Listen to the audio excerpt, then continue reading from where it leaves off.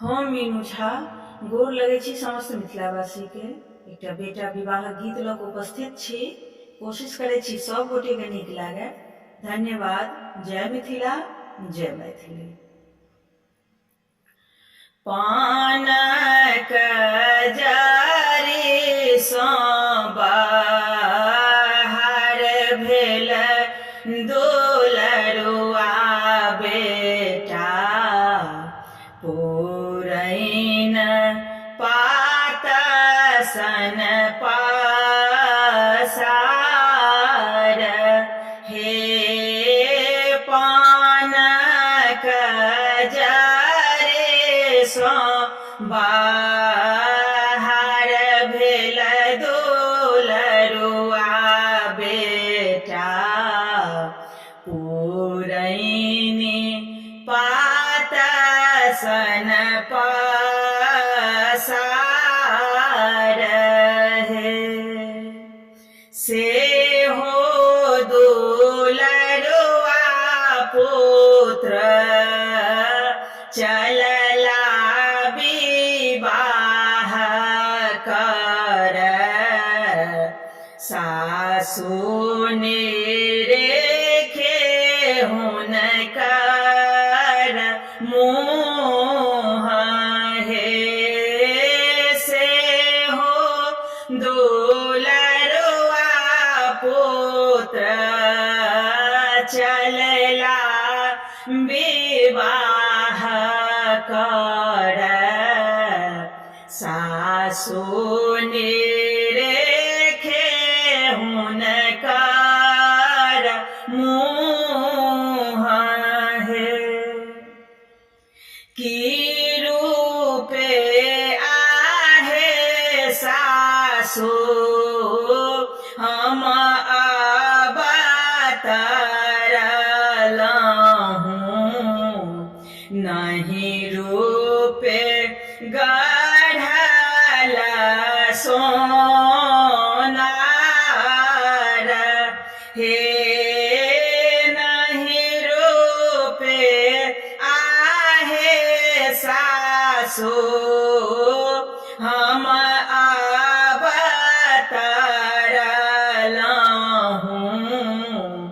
नहीं रूपे गढ़ल सोनार, हे माए ओ बाप कोखि में हम अवतरलहुँ, सुरखी निरेखल भगवान, हे माए ओ बाप कोखि में हम अवतरलहुँ, सुरखी निरेखल भगवान। हम मीनू झा गोर लगै छी समस्त मिथिलावासी के उपस्थित छी एकटा बेटा विवाहक बारात जाय कालक गीत लऽ के। गीत के रचनाकार आदरणीय श्री मणिकांत झा जी छथिन। कोशिश करै छी सब गोटे के नीक लागे। धन्यवाद। जय मिथिला, जय मैथिली। दुल्हा राम लखन जी चललनि ससुरारी, हे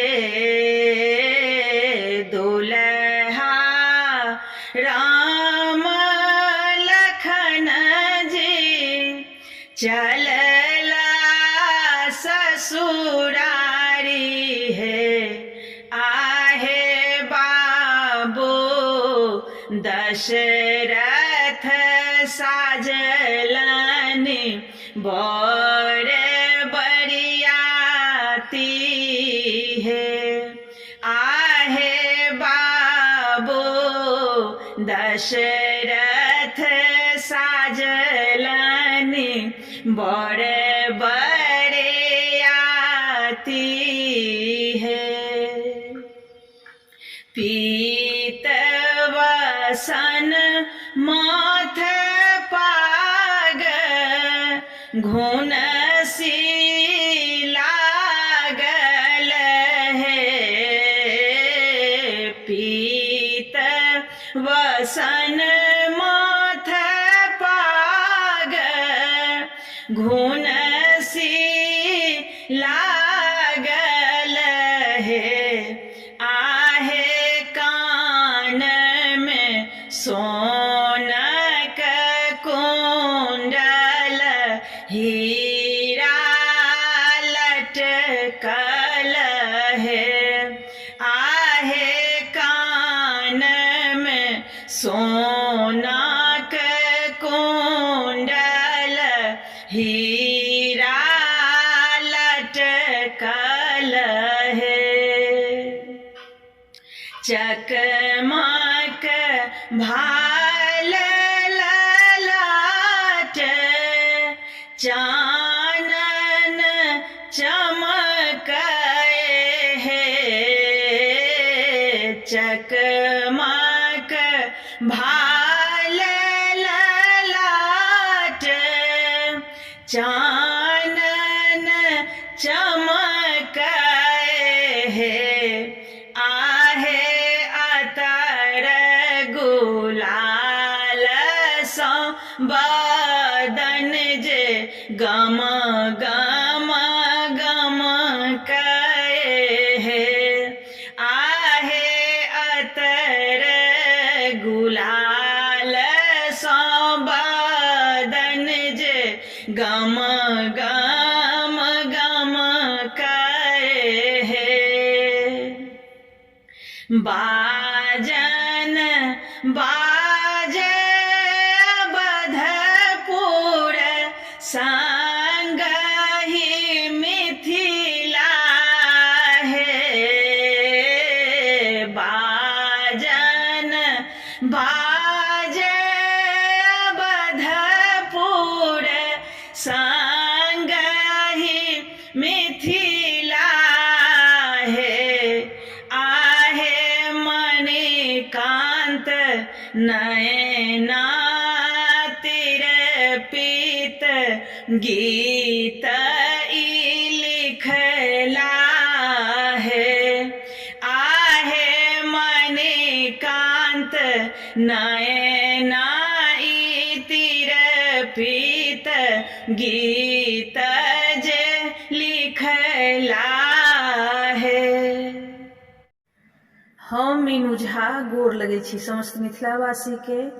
एकटा बेटा विवाहक गीत लऽ कऽ उपस्थित छी। बरियात जाय के गीत लऽ कऽ कोशिश करै छी सब गोटे के नीक लागे। धन्यवाद। जय मिथिला, जय मैथिली।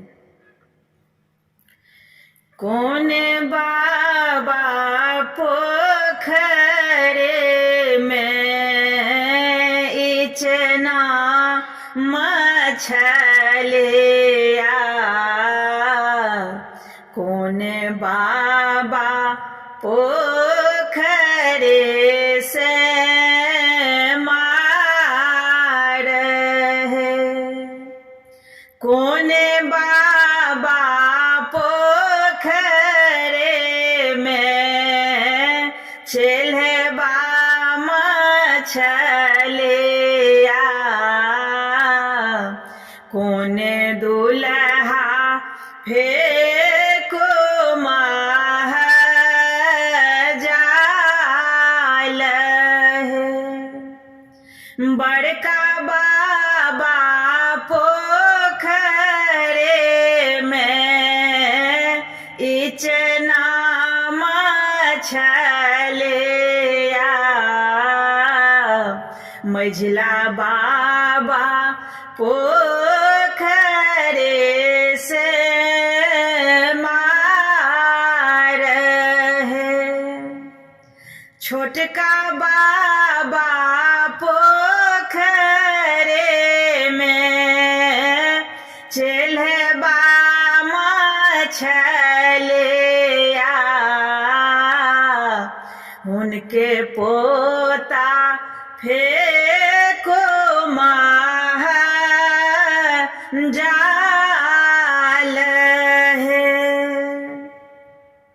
माछ मारिए दुल्हा सासुरा पठाओला कनिया के